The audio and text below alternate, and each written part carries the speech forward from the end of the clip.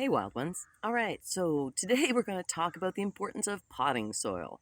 When I first started growing veg, I always bought my potting soil at the local nursery, and they always had awesome stuff, and I never really had to think about it. But this year when I went, they didn't have any. Their order didn't come in, and so I was forced to go and look for potting soil somewhere else. So I bought potting soil at the local grocery store, their local brand or whatever it was, and I used that.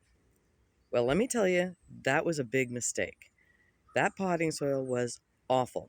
So first we're going to look at a bunch of plants that were stuck in that potting soil until yesterday. And then we're going to look at some plants that I put into the good potting soil that I got at my local nursery, Van Campens, because I love them, and the difference between them. So here we go. So these are some very sad little cucumber dudes. They've hardly grown at all, and they're really not happy. So yesterday I actually transplanted them all into good soil. I emptied out these boxes and put in new stuff. So cucumbers should be much bigger. Bad potting soil. Oh, my poor glacier tomato and my stupeche. Also in terrible soil until yesterday. Just got replanted. I've been doing them all in stages. Principe Borghese also struggling. I did add a bit more soil recently, but it's okay.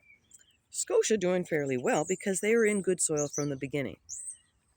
These guys are also recent transplants, but they're coming along. You can see the impact of the new soil. Now, let's take a look at cucumbers that were planted at the same time as those poor little dudes in good soil.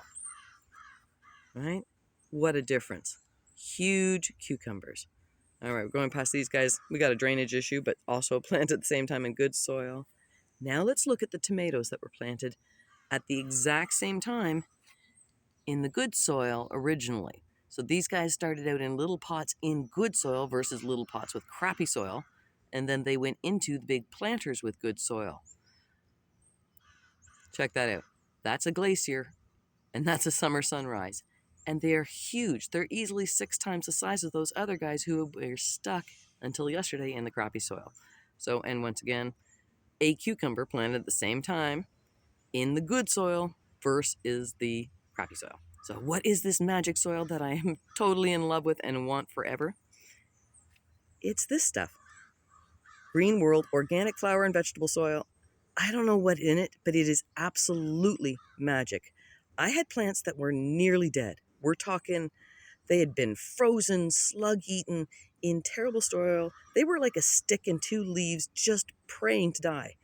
And then I put it in this stuff, and I want to show you what happened to a couple of the peppers who were literally sticks with 2 leaves praying to die. All right, so after a little while in that good soil, check it out. These are habaneros. Oh, I love habaneros, and look at that amazing growth. I'm telling you, there were 3 sticks with 2 leaves each on them, and they were praying to die. Bulgarian carrot peppers, after a few weeks in the good soil.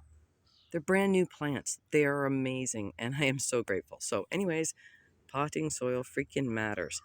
Don't think it doesn't. I got lucky my first few years and had really good stuff, and I did not understand how bad the bad stuff can be and what it can do to your plants. So shout out to Van Campens. I absolutely love you guys.